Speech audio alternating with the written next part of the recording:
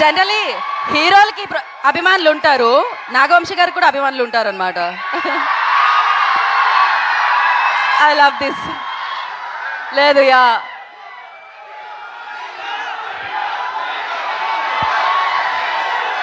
ఒక్క నిమిషం మాట్లాడాక మనం ఆ జోష్నిద్దాం తర్వాత.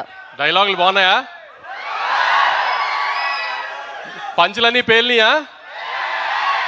సినిమా అంతా అలానే పంచులు అన్నీ చక్కగా పేలుతాయి.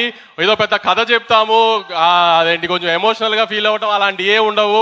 చిన్న సింపుల్ కథ, కానీ 2 గంటలు నవ్విస్తూ ప్రతిదీ నవీన్ స్టైల్లో ఒక ఎటకారం పంచులేసుకుంటూనే ఉంటుంది సినిమా అంతా. చక్కగా పండక్కి రండి, గ్యారంటీ నవ్వుకుంటూ వెళ్తారు.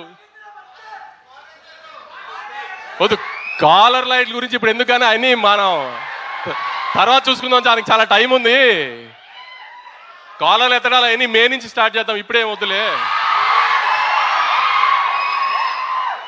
కానీ పంచులైతే ఏమి ఎక్కడా మీకేమి తగ్గింది అనిపించలేదు కదా ట్రైలర్లో. అదే తను చెప్పినట్టు ఇదంతా జస్ట్ 5-10% సినిమాలో ప్రతి సీన్లో పంచి ఉంటుంది. లాస్ట్ పావు గంట తప్పితే సినిమా అంతా నవ్వుతూనే ఉంటారు.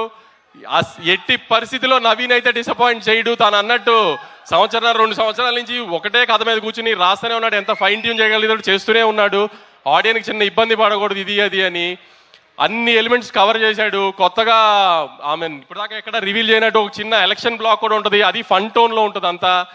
సో అన్ని పండక్కి ఒక సినిమాలో పండగ సినిమాలో ఏమేమి కావాలనుకుంటారో గత ఇన్ని సంవత్సరాలుగా చూస్తున్నప్పుడు ఒక సోగ్గాడి చిన్న నుంచి కానీ ఒక అలవై కొండపురంలో కానీ ఒక సంక్రాంతి కోసంలో కానీ అలాంటి అన్ని ఎలిమెంట్స్ కలిపి ప్రాపర్గా ప్యాకేజ్ చేసాము. ఖచ్చితంగా మీరు డిసప్పాయింట్ అవ్వరు అనుకుంటున్నాను.